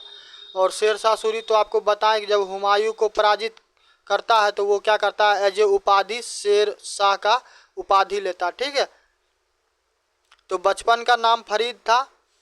1486 ईस्वी में क्या होता है, दिल्ली के निकट इसका क्या होता है, जन्म होता है फरीद खां का। और इसके दादा का नाम कहिएगा तो इसके दादा का क्या नाम था, इब्राहिम शाह सूरी। ठीक है, इब्राहिम शाह सूरी। पिता का नाम बोलिएगा तो पिता का नाम था हसन शाह सूरी। ठीक है, देखो इसका political, economical, social, religious, tax सारा चीज़ बताएंगे। तो इसीलिए यहाँ पे अब फादर के नाम में कुछ वैसा एक्सप्लेन करने वाला टाइप चीज़ है नहीं, तो यहाँ पे हम ज़्यादा टाइम खाएंगे नहीं। ठीक है, चलिए यहाँ तक हो गया। अब शेरशाह सूरी पे आ जाइए।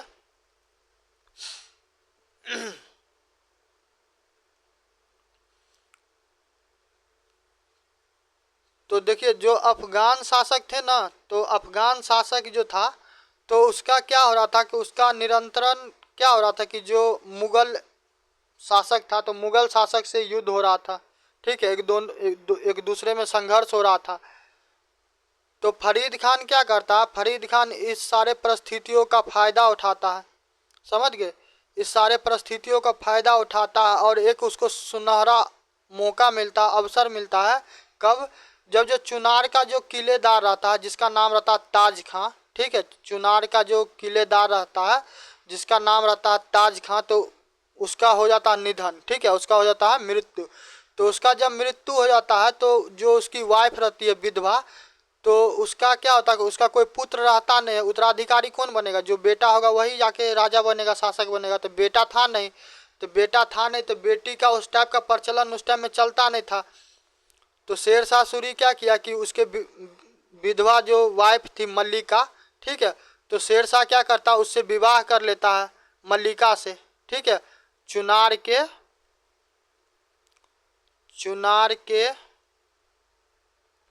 ताज खां, ठीक है, चुनार के ताज खां के विधवा, ठीक है, चुनार के ताज खां के विधवा मल्लिका से, ठीक है, मल्लिका से क्या करता है विवाह कर लेता है। जब मल्लिका से विवाह कर लेता है तो स्वाभाविक है ये वहाँ का क्या हो जाता है, चुनार का ये शासक हो जाता है, ठीक है, चुनार का शासक हो जाता है। तो अब धीरे धीरे क्या करेगा कि अब ये भी महत्वाकांक्षी शासक था, ये भी अपना क्षेत्र का विस्तार करना चालू करेगा। शेरशाह सूरी के बारे में बोला जाता है इसका जो क्षेत्र था जो सिंधु है, तो सिंधु वाले क्षेत्र से लेके जो बंगाल वाला क्षेत्र है वहाँ तक इसका क्या हुआ था, वहाँ तक इसका क्षेत्र था, ठीक है। शेरशाह सूरी के द्वारा सैन्य अभियान किया गया तो वो आपको बता देते हैं एक एक करके। 1535 ईस्वी में, ठीक है, 1535 ईस्वी में क्या होता है कि गयासुद्दीन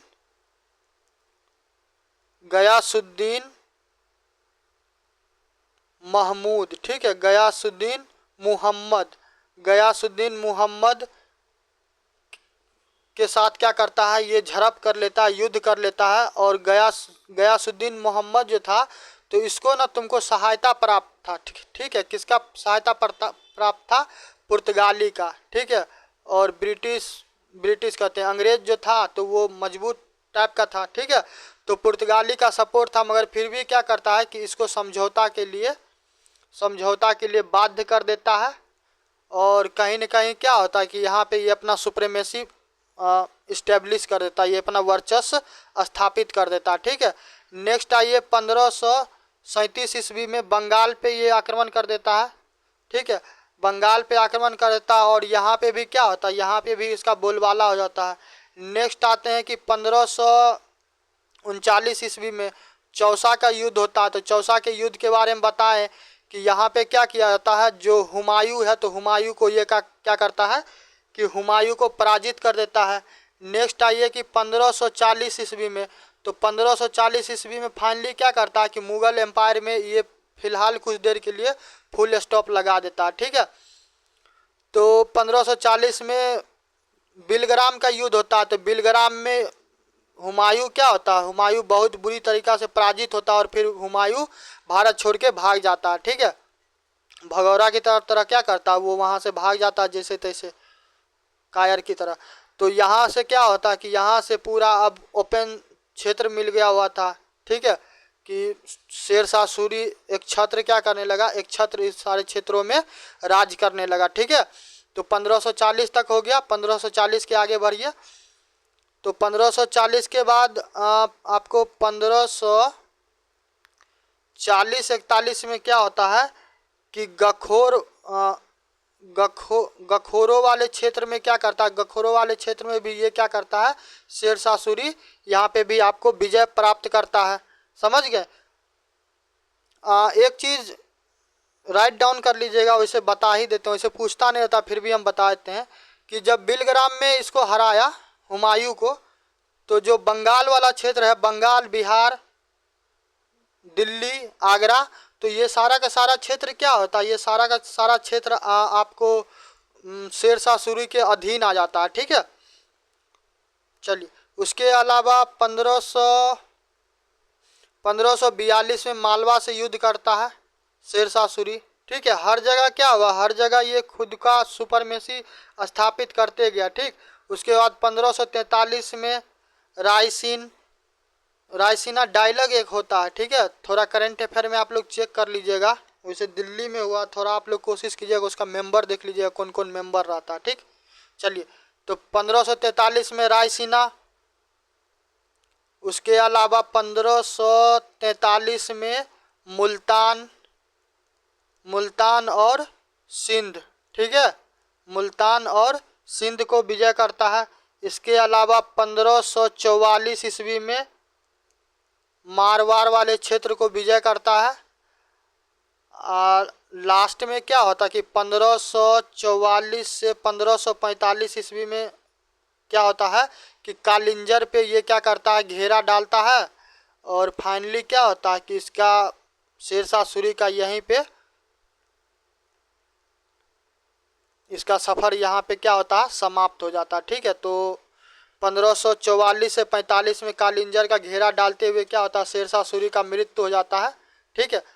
तो इतना ही था आपको शेरशाह सूरी का युद्ध वाला चीज़ है, ठीक है। अब इसका अब एक एक चीज़ देखना पड़ेगा। देखो वीडियो थोड़ा लंबा हो रहा पर कोई बात नहीं, परेशान नहीं होइएगा। अब इसका देखिए प्रशासनिक व्यवस्था कैसा था, ठीक है। तो ये सब चीज़ पूछा जाएगा। तो प्रशासनिक व्यवस्था में आप लोग एक एक चीज़ को राइट डाउन कीजिएगा निश्चित रूप से, क्योंकि पूछता है तो फिर वहाँ पे क्या होगा कि दिन में चांद तारे क्या हो कि नज़र न आए। ये चीज़ आप बार बार लिख लीजिएगा। एक बार हम इसको लिख देते हैं, दीवान ए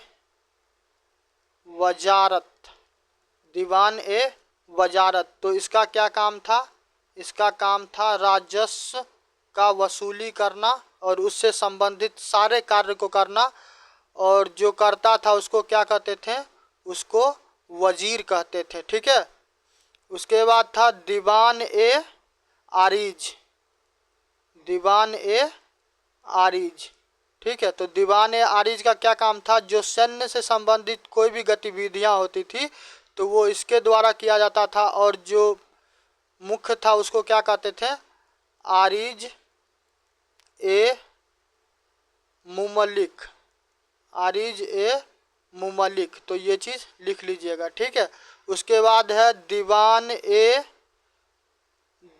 ए बीईसा, ठीक है। तो इसका क्या काम था, पत्र, यानी कि कोई भी गुप्त पत्र होता था या फिर शाही फरमान वगैरह कुछ भी क्या होता था, सीक्रेट रहता, एक जगह से दूसरी जगह संदेश पहुंचाना रहता था, तो वो दीवान ए बिसई के द्वारा किया जाता था, ठीक है। उसके अलावा था दीवान ए रिसालत, ठीक है, दीवान ए रिसालत। तो दीवान ए रिसालत का क्या काम था, ये सब भी आपको एक एक करके बता देंगे। पहले इतना को आप राइट डाउन करते जाइए, ठीक है। इसके अलावा था दीवान ए बरीद। तो दीवान ए बरीद का क्या काम था, ये गुप्तचर था, ठीक है। क्या था, गुप्तचर। उसके बाद था आपको दीवान ए काजी। तो कहते मियाँ बीवी काजिद क्या करे, मियाँ बीवी राजिद क्या करेगा, काजी, ठीक है। तो यहाँ पे ये क्या करता था, ये न्याय से संबंधित कोई भी गतिविधियाँ होता था तो वो ये किसके द्वारा किया जाता था, दीवान ए काजी के द्वारा। तो ये सारा आप लोग क्या कीजिएगा, 1 2 3 4 5 6, ये 6 को क्या कीजिएगा, एक एक को राइट डाउन कर लीजिएगा या रोक के स्क्रीनशॉट मार लीजिएगा, ठीक है। चलिए इसके बाद देखिए जो अभी बता रहे थे कि दीवान ए वजारत। तो दीवान ए वजारत के बारे में बताएं कि इससे जो संबंधित व्यक्ति था वो कौन था, वजीर। क्या था, वजीर। और इसका क्या काम था, जितना भी राजस्व से संबंधित कार्य था वो पूरा निरीक्षण करता, कितना खर्चा हुआ, कितना आया, कितना गया, ये सारा सारा देख रेख किसका करना काम था, वजीर का, ठीक है। उसके बाद था दीवान ए आरिज।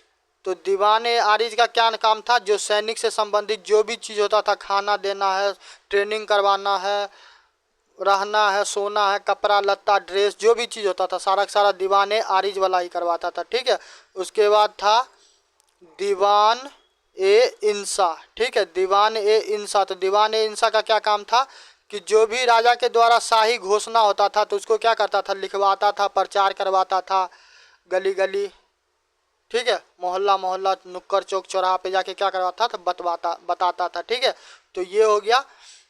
इसके अलावा था दीवान ए रिसालत, तो दीवान रिसालत का क्या काम था? जैसे कि अभी वर्तमान में एक्सटर्नल अफेयर होते हैं, जैसे कि अभी भारत के वर्तमान के विदेश मंत्री कौन है? डॉक्टर एस जयशंकर, ठीक है। तो उस टाइम में विदेश मंत्री हुआ करते थे। तो जो भी विदेशी मामला होता था, विदेशी मामला, तो वो किसके द्वारा देखा जाता था?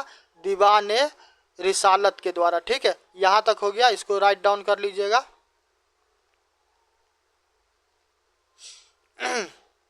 चलिए अब आते हैं कि प्रांत में किस प्रकार का व्यवस्था था। तो जो प्रांत था, तो प्रांत को क्या किया गया हुआ था? प्रांत के बारे में जानकारी देंगे, थोड़ा ठहर जाइए, उसे देख ही लीजिए। खैर छोड़ो यार, परेशान हो जाए। प्रांत, ठीक है, प्रांत के बारे में उतना नहीं है, मगर उसके आगे है वो हम बताते हैं। प्रांत के बाद था स्थानीय, ठीक है। स्थानीय को क्या किया गया था? इसको 4 भागों में बांटा गया था। तो इसमें क्या होता था? पहले तो प्रांत होता था, ठीक है। प्रांत के बाद क्या होता था? सरकार होता था। सरकार के बाद क्या होता था? स्थानीय होता था। स्थानीय होता था, ठीक है। और स्थानीय के बाद क्या होता था? गांव होता था। जैसे कि देखो, केंद्र में क्या है कि भारत सरकार, फिर राज्य सरकार, फिर जिला में डीएम है, फिर सब डिवीजन। तो इसे करके ये बंटवारा किया गया हुआ था प्रशासनिक व्यवस्था पे, ठीक है। चलो प्रांत के बारे में बोल रहे थे, तो प्रांत कैसे कैसे विभाजित था? प्रांत विभाजित था परगना में, ठीक है, परगना में। और परगना विभाजित था ग्राम में, ठीक है। एक चीज़ आप लिख लीजिएगा, जो सरकार होता था, सरकार यहाँ पे लिख देते हैं कि जो सरकार वाला प्रशासनिक क्षेत्र होता था, तो इसका देखरेख करने वाला कौन था? इसका देखरेख करने वाला था मुंसिक ए मुसीफान, ठीक है, मुंसिक ए मुसीफान। प्रांत का बात कीजिएगा तो प्रांत में कौन था? सिकदार, सिकदार, सिकदार ए सिर दराज, ठीक है, सिकदार ए सिर दराज। तो ये सारा चीज़ क्या कीजिएगा? राइट डाउन करते जाइएगा। यहाँ तक हो गया। चलिए इसके आगे बढ़ते हैं। एक होता था मुख्य सिकदार, मुख्य सिकदार, ठीक है। उसके बाद होता था सिकदार। तो इस दोनों का क्या? सिकदार ए सिराज, ठीक है, सिकदार ए सिराज, ठीक है। चलिए फिर होता था आपको मुख्य मुंसिफ, मुख्य मुंसिफ, ठीक है। ये कहाँ था? सरकार, ठीक है। तो इसका क्या काम था कि जो असैनिक कार्य होता था ना, जैसे कि टैक्स लेना है, ठीक है, कौन किस प्रकार का व्यवहार कर रहा है, मारपीट, लड़ाई झगड़ा, लत्तम जुत्तम, ठीक है। तो ये सारा चीज़ जो भी गतिविधियां होता था, तो वो सारी चीज़ को कौन नियंत्रण करता था? जो मुख्य मुंसिफ सरकार होता था उसके द्वारा, ठीक है। जो परगना वाला क्षेत्र था, परगना, तो परगना में क्या था? परगना, तुमको परगना का कर्ता धर्ता कौन था? सिकदार, ठीक है, सिकदार था। फिर था तुमको अमीन, ठीक। अमीन के बाद फिर था तुमको फौजदार, फौजदार के बाद था कारकुन। ये सब हायर की है, ठीक है, कारकुन। कारकुन के बाद था पटवारी। पटवारी के बाद सबसे नीचे में कौन था? चौधरी। तो ये हायर की बना हुआ था, ठीक है। चलिए इसको राइट डाउन कर लीजिए।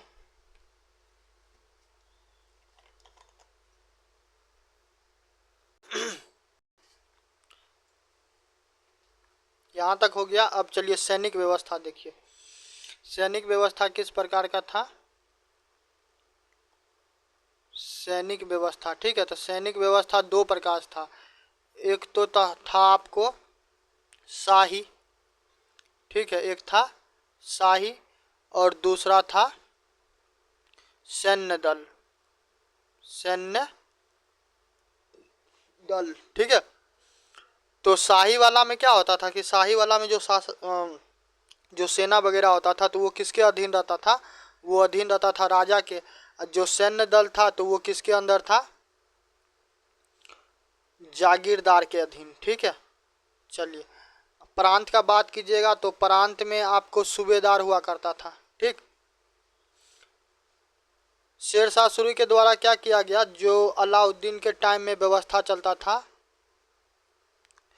दाग चेहरा नीति का, कि घोड़ा को क्या कर दिया था, तो दाग दिया जाता था और चेहरा पहचान किया जाता था व्यक्ति का, ताकि क्या हो कि कोई फ्रॉड नहीं कर सके। तो दाग और चेहरा पद्धति अपनाया गया हुआ था। ठीक है। पुलिस का बात कीजिएगा तो पुलिस व्यवस्था किस प्रकार का था।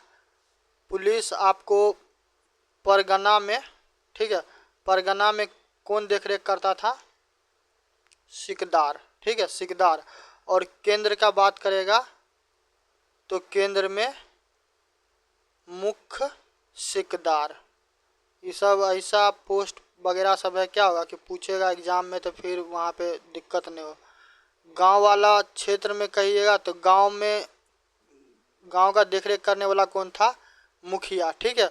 और यहाँ पे एक बहुत खराब व्यवस्था था कि शेरशाह सूरी के द्वारा ये बोला गया हुआ था कि यदि गांव में चोरी होता है, डकैती होता है, रेप, मर्डर, हत्या, लूटपाट, जो भी घटना होता है, तो मुखिया के द्वारा क्या किया जाएगा कि जो भी इस घटना को अंजाम दिया है तो उसको पकड़ के क्या करे कि उसको लाए और उसको जो भी उचित दंड हो उसको दे।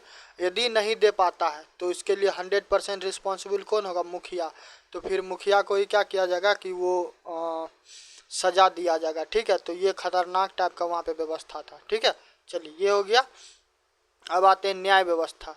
तो न्याय व्यवस्था में जानते हैं कि टॉप पे कौन रहेगा, जो किंग होगा वो, तो सम्राट सबसे ऊपर रहेगा। ठीक है। अंतिम अपील कहाँ से पे हो सकता है, सम्राट के पास। सम्राट के बाद कौन होता था, सम्राट के बाद होता था मुख्य काजी। ठीक है, मुख्य काजी। ठीक है। कहा यह भी जाता है कि जो शेरशाह सूरी था उसका भतीजा था। ठीक है, भतीजा का नाम था आदिल खान। आदिल खान। ठीक है। और उसके अलावा जो मालवा का जो सूबेदार था जिसका नाम था सुजात खान। सुजात खान। तो इसके द्वारा क्या किया था, इसके द्वारा अनुचित व्यवहार किया जाता तो उसको भी क्या किया था, उसको भी कठोर से कठोर दंड दिया जाता। समझ गए। चलिए, दीवानी मामले का बात कहिएगा तो ये फैसला कौन करता था, ये करता था काजी या फिर आदिल। आदिल उस व्यक्ति का नाम नहीं है, इस पोस्ट का नाम है। ठीक है। फौजदारी का बात करेगा, फौजदारी। तो फौजदारी को में न्याय करने का किसको हक था, मुख्य मुंसिफ। मुख्य मुंसिफ या फिर मुख्य सिकदार। ठीक है, मुख्य सिकदार। चलिए, यहाँ तक हो गया। अब आते हैं भू राजस्व नीति किस प्रकार का था। ठीक है। चलिए, तो भू राजस्व देख लीजिए, शेरशाह सूरी का भू राजस्व नीति किस प्रकार का था। देखो, इसके बारे में ये कहा जाता है कि इसके द्वारा क्या किया गया, भूमि जो था तो भूमि का मापन किया गया। ठीक है, भूमि का मापन किया गया और इसको क्या कहते थे, जमीन का पैमाइश। जमीन का पैमाइश करवाया गया, नापन करवाया गया। ठीक है। और भूमि को क्या किया गया कि 3 वर्गों में विभाजित किया गया। ठीक है, 3 वर्गों में विभाजित किया गया। पहला था उत्तरा, दूसरा था मध्य और तीसरा था हीन प्रकार। ठीक है, हीन प्रकार। तो ये 3 प्रकार का जमीन होता था। ठीक है। इसके अलावा ये कहा जाता है कि कुछ और भी कर लगता था, जैसे कि तुम जमीन का क्या करता, जमीन का नपाई करवाता ना तो तुमको वहाँ पे लगता जरीवाना कर लगता। क्यों, क्योंकि तू जमीन को क्या करता, मापन करवाता, पैमाइश करवाता, तो वहाँ पे तुमको टैक्स लगता। ठीक है। इसके अलावा महाबाना क्यों लगता है कि जमीन का नपाई करवाने के लिए जो तुम किसी व्यक्ति को बुलवाता। ठीक है। नहीं, महाबाना में क्या था कि जब तुमसे कर वसूलने के लिए जाएगा तो कर वसूलने के लिए जो व्यक्ति जाएगा तो उस पर भी तो कुछ न कुछ पैसा खर्च होता है। ठीक है। तो उस चीज़ के लिए क्या किया जाएगा, उस चीज़ के लिए तुमसे फी लिया जाएगा। समझ गया। और ये कहा जाता था कि टैक्स जनरली कितना होता था कि जो भी तुम्हारा ज़मीन होता, ठीक है, जो भी तुम्हारी ज़मीन का पैदावार होता तो उसका 2.5% से लेके 5% के आसपास क्या क्या था। चलिए तो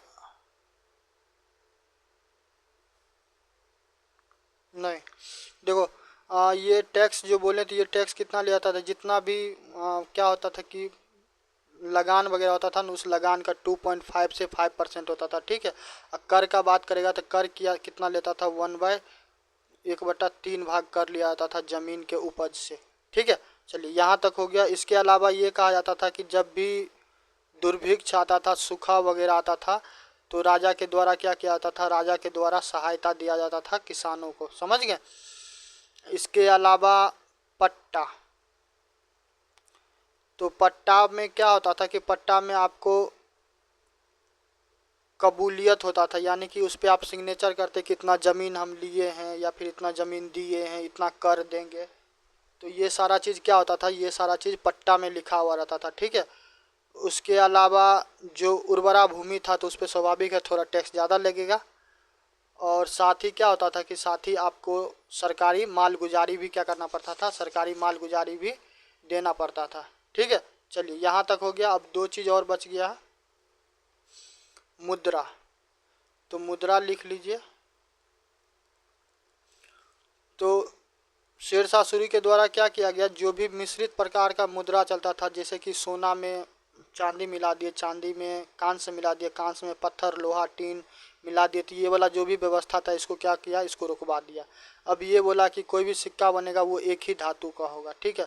सोना का होगा तो सोना का बनाओ, चांदी का होगा तो चांदी का बनाओ, कांस्य का होगा तो कांस्य का बनाओ, ठीक है। तो जो सोना वाला सिक्का था उसका वेट होता था 166.4 ग्रेन, ठीक है, या फिर 167 ग्रेन, या फिर 168.5 ग्रेन, ये वेट होता था, ठीक है। इसके लिए क्या किया गया, 23 टकसाल बनवाया गया, जहाँ पे टकसाल, जहाँ पे क्या होगा कि पैसा बनाया जाएगा, ठीक है। और इसमें क्या होता था, इसमें तुमको सोना का सिक्का होता था, चांदी का होता था, चांदी के अलावा तांबा का होता था, ठीक है। चलो ये हो गया। अब आते हैं कुछ कुछ सार्वजनिक कार्य भी करवाया गया। तो सार्वजनिक कार्य देख लीजिए, बस अब हो ही गया सार्वजनिक कार्य। साथ में आप लोग चैनल को लाइक सब्सक्राइब करते जाइए, ठीक है। तो जो भी पुराने वाले रास्ते थे, ठीक है, पुराने जो सड़क थे तो उसका क्या किया गया, उसका मरम्मत करवाया गया। उसके अलावा सड़कों का क्या किया गया, निर्माण करवाया गया, ठीक है।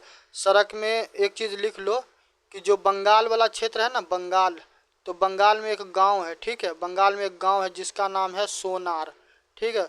तो सोनार से क्या हुआ कि सोनार से सिंधु तक, सोनार से सिंधु नदी के तट तक क्या किया गया, सिंधु नदी के तट तक क्या हुआ, सड़क बना दिया गया। और इसमें कौन कौन जगह आता था, इसमें आता था तुमको आगरा, आगरा के अलावा दिल्ली, दिल्ली के अलावा लाहौर, ठीक है।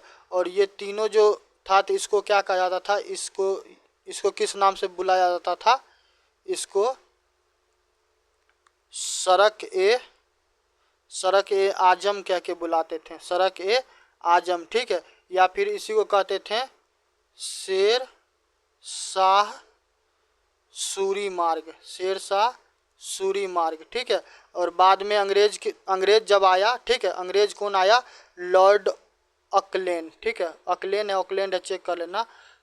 तो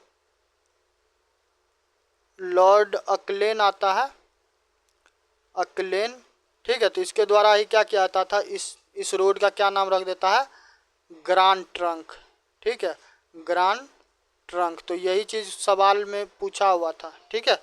चलिए यहाँ तक हो गया। नेक्स्ट आइए, दूसरा रास्ता जो बनाया गया वो था आपको आगरा से जोधपुर, जोधपुर टू चित्तौड़, ठीक है। फिर बनवाया गया तुमको लाहौर से मुल्तान, ठीक है, 3 बता दिए। अब चौथा जीटी रोड के बारे में लिख लो, जीटी रोड, ठीक है। तो जीटी रोड बहुत ज़्यादा लंबा चौड़ा इसमें क्षेत्र था, तो हम बोलते हैं एक एक करके लिखते जाना। लगती लाहौर दीवे जालंधर, लुधियाना,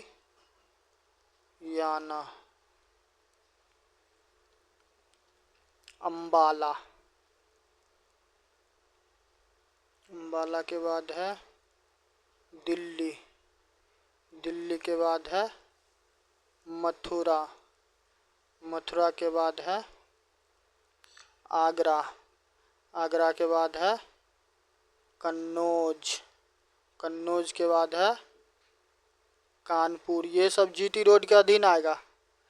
कानपुर, कानपुर के बाद है इलाहाबाद, लिख लीजिएगा इलाहाबाद, इलाहाबाद के बाद है बनारस, बनारस के बाद है पटना, पटना के बाद है मुर्शिदाबाद, मुर्शिदाबाद के बाद है भागलपुर, ठीक है। और भागलपुर के बाद है सोनार। तो इतना लंबा चौड़ा रोड था, ठीक है। तो देखो सड़क निर्माण में बहुत ज़्यादा योगदान रहा है शेरशाह सूरी का, ठीक है। तो ये सारा सारा रहा तुमको शेरशाह सूरी के बारे में, मुगल एम्पायर का स्थापना बता दिए, शेरशाह सूरी के बारे में बता दिए। कल हम लोग क्या करेंगे देखते हैं। एक वीडियो में तो संभव नहीं है, कम से कम शायद 2 वीडियो लग जाए। तो 2 वीडियो में क्या होगा कि 2 वीडियो में आप लोग को होगा तो मुगल एम्पायर, 2 से 3 वीडियो में क्या होगा कि मुगल एम्पायर समाप्त हो जाएगा। मुगल एम्पायर हो जाएगा तो उसके बाद आप लोग को करवा देंगे मराठा के बारे में। मराठा करवा देंगे तो फाइनली क्या होगा कि जो मध्यकालीन भारत का इतिहास है वो समाप्त हो जाएगा। और जैसे ही मॉडर्न हिस्ट्री वाला सेक्शन चालू होगा तो वहाँ से क्या होता है कि वहाँ से आपको जो आपकी जीएस पेपर है, जीएस पेपर 1 है हिस्ट्री वाला, तो उसमें भी क्या होता है कि वहाँ पे कोलाइड करता है, ठीक है। तो उसको छांट छांट के हम भी उस टॉपिक को रख लेंगे और उस हिसाब से फिर करवाते हुए जाएंगे, ठीक है। और एक चीज़ आप लोग को बताना था कि थोड़ा इस चीज़ को देखिए कि हम सोच रहे हैं कि एक सेकेंड, हाँ, कि जो 71वीं बीपीएससी है उसके लिए तो आपको प्री का वीडियो मिल ही रहा है, ठीक है। प्री का मिल ही रहा, मेंस का मिल ही रहा है, इसके अलावा करंट अफेयर दे ही रहे हैं। मगर फिर भी हमको लग रहा है कि कुछ न कुछ अभी छूट रहा है, ठीक है। छूट तो नहीं रहा मगर यही कि साथ में चलता रहेगा तो बेहतर होगा। तब हम सोच रहे हैं कि जैसे ही क्या होगा कि ये मध्यकालीन भारत का इतिहास समाप्त हो जाएगा, तब 7 दिन क्या होगा, 7 दिन 7 सब्जेक्ट, यानी कि आज हिस्ट्री पढ़िएगा तो कल पॉलिटी पढ़िएगा, फिर इकोनॉमी पढ़िएगा, तब ऐसे करके होगा, ठीक है। तो 7 दिन 7 विषय। कोई जो भी छात्र देख रहे हैं तो कमेंट करके बताइएगा, यदि आपको पसंद आएगा तो ये चीज़ हम क्या करेंगे कंटिन्यू कर देंगे, ठीक है। बाकी आपको चैनल वीडियो पसंद आए तो चैनल को लाइक सब्सक्राइब कीजिए और कमेंट कीजिए दबा के, ठीक है। मिलते हैं नेक्स्ट वीडियो में।